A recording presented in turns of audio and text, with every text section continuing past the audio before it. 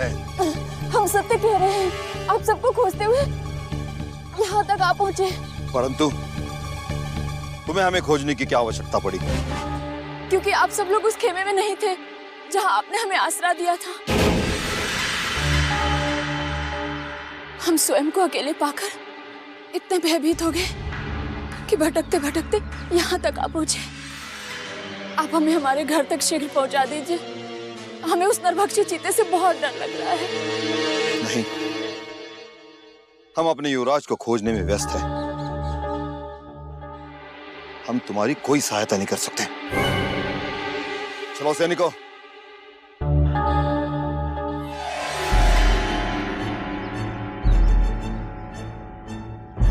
भाग्य से प्राण तो बच गए केसरिया, किंतु इस समय इनका पीछा छोड़कर हमें तुरंत अपने स्वामी के पास जाना चाहिए। केसरिया! केसरिया! केसरिया! केसरिया! अरे कहाँ हो तुम केसरिया? अरे क्या हुजूर, केसरिया केसरिया लगा रखा है।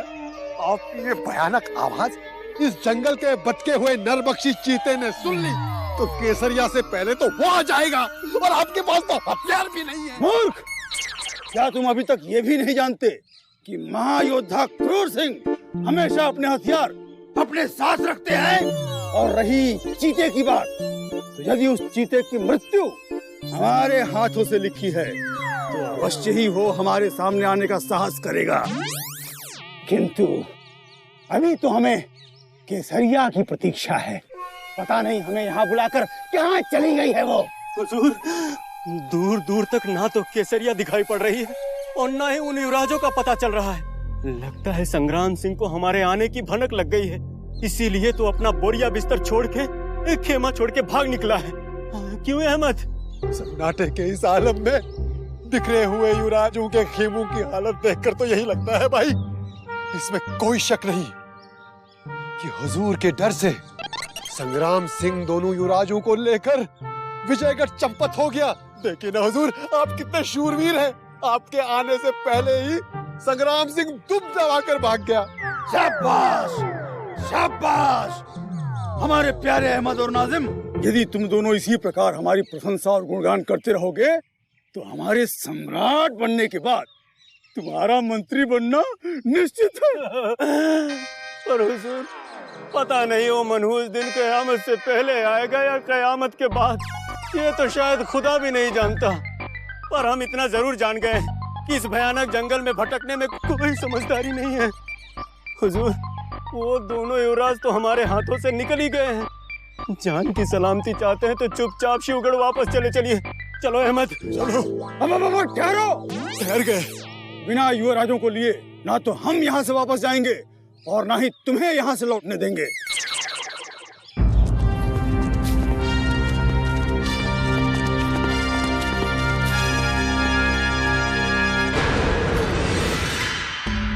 इस कारागार में तुम्हें अधिक कष्ट नहीं होगा इंद्रजीत सिंह।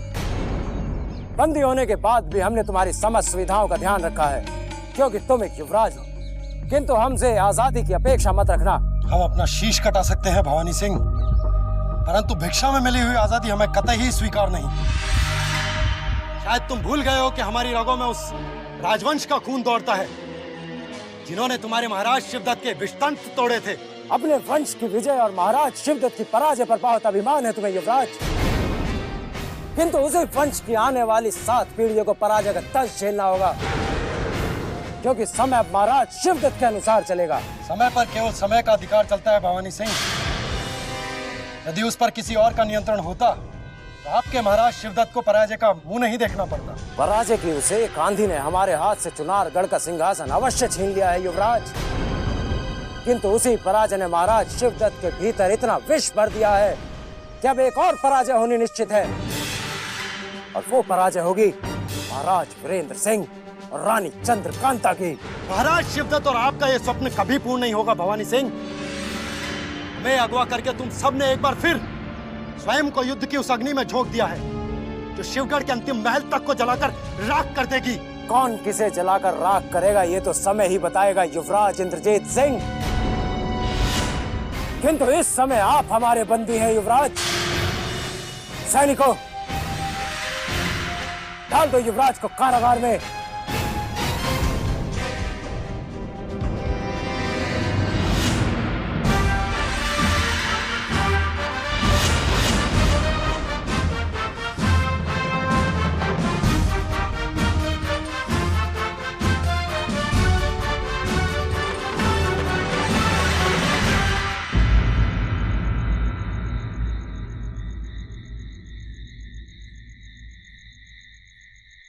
कनेरी के भयानक जंगलों में चलते चलते सुबह से रात हो गई। केसरिया भी अभी तक नहीं आई और चुनारगढ़ के उन दो युवराजों का भी कुछ पता नहीं चल रहा है। हमें यहीं कहीं विश्राम कर लेना चाहिए। हम बहुत थक गए हैं। अरे क्या थक गए हैं? थक गए हैं? आपका बोझ ढोते ढोते हम थक गए हैं। नाज़िम, हुजूर, तुम हमसे ऐसी बातें करोगे? गुस्ताखी माफ हुजूर, गुस्ताखी माफ। बच्चा है, जाने दीजिए। जाने देते हैं। तो मैं चलता हूँ। ठहरो। अब क्या हुआ? केसरिया को तो आने दो। ठीक है, रखिए कंधे पे हाथ।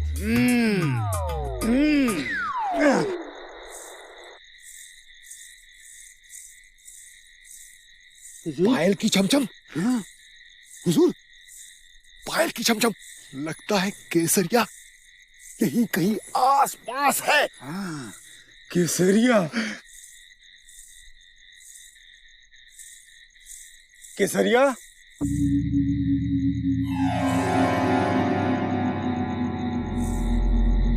केसरिया, तुम्हें ढूंढते ढूंढते सुबह से रात हो गई। बताओ कहाँ हैं दोनों युवराज?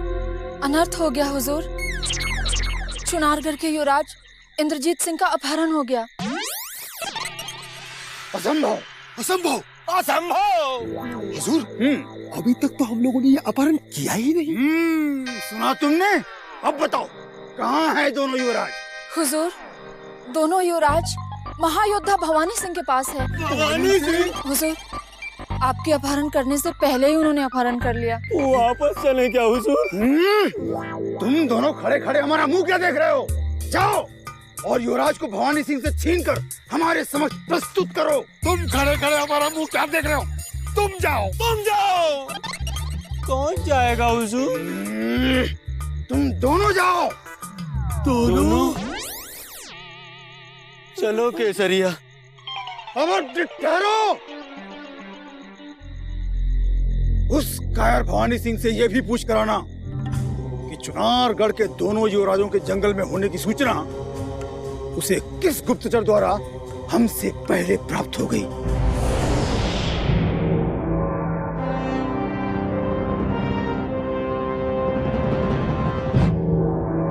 प्रणाम महाराज,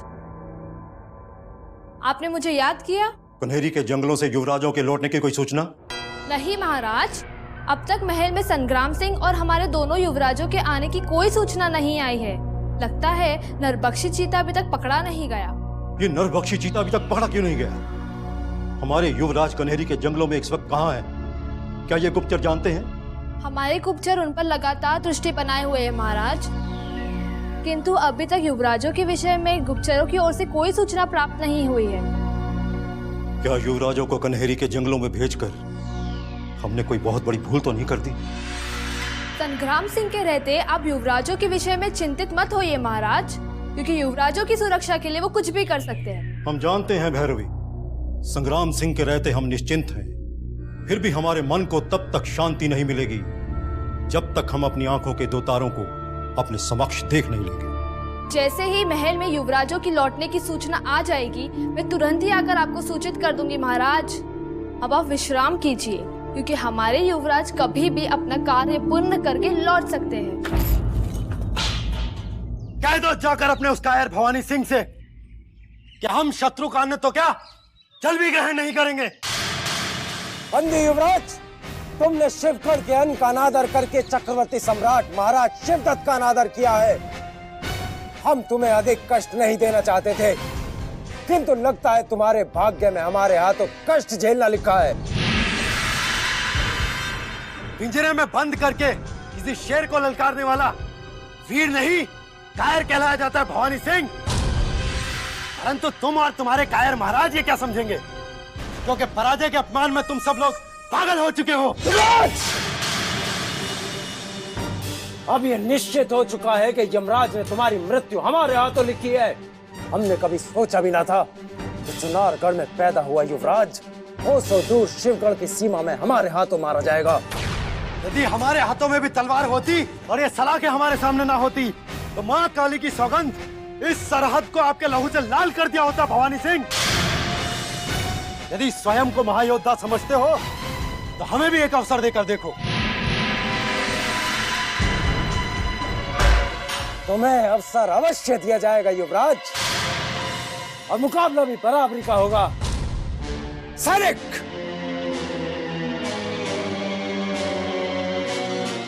धन्यवाद भवानी सिंह, तुम्हारे प्रथम उपहार अब तुम्हारी अंतिम निशानी बनने वाला है। अनमोल इस धरोहर से जुड़े हुए विश्वास की, पुश्तैनी दुश्मनी की और वंश के सम्मान की।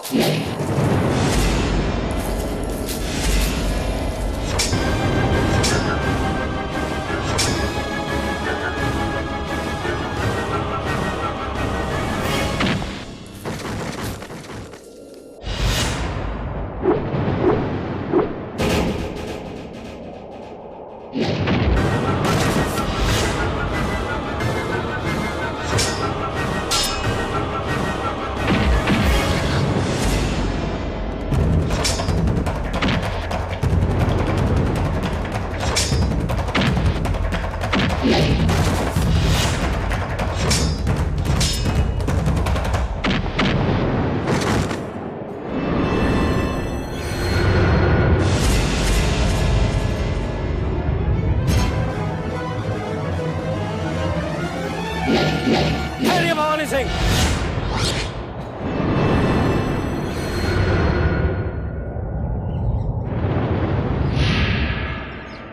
ये आप क्या करने जा रहे थे?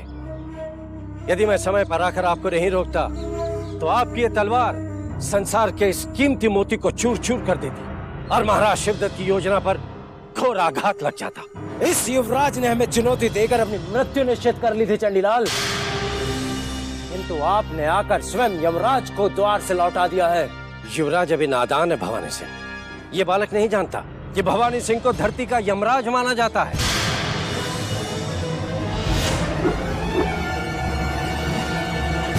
युवराज,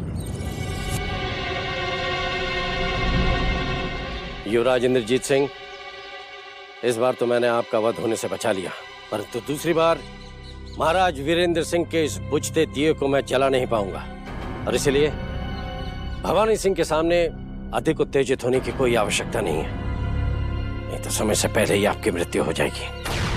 आपसे मिलकर हमें बड़ी प्रसन्नता हुई चंडीलाल, क्योंकि आपने हमें अगवा करके स्वयं अपनी मृत्यु को समीप बुला लिया है। अब आपके इस कलंकित जीवन को श्रद्धांजलि देने महाबली योद्धा संग्राम सिंह किसी भी समय यहाँ पहुंचते होंगे।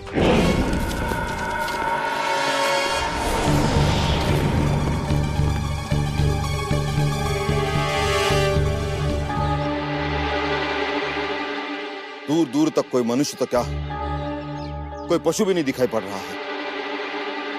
पता नहीं युवराज इंद्रजीत सिंह किस दिशा में निकल गए। हमें भी अनर्थ की आशंका होने लगी है संग्राम सिंह जी, और बार बार मन में ये शंका उठने लगी है कि भैया इंद्रजीत सिंह अवश्य कोई भारी संकट में फंस गए हैं। हम किसी न किसी तरह युवराज तक अवश्य पहुंचेंगे। चलिए आगे चलते। ठहरिए हुजूर।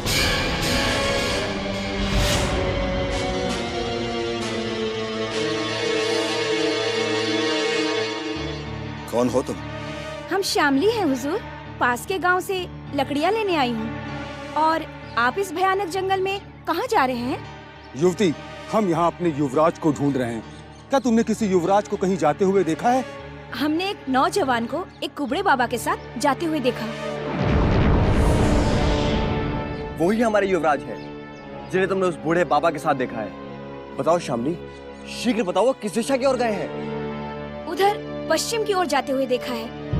बहुत बहुत धन्यवाद युवती। युवराज, समय नष्ट के बिना हमें पश्चिम की ओर कूच करनी चाहिए। चलिए।